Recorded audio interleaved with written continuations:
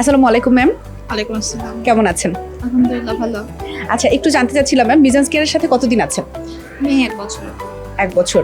তো এই যে 1 বছর আগে আসলে বাচ্চার কিরকম ইমপ্রুভমেন্ট ছিল এবং 1 বছর পরে আসলে যে বাচ্চার যে মিজান্স কেয়ারে আছে ওর ঠিক কতটা ইমপ্রুভমেন্ট আপনার চোখে ধরা পড়ছে?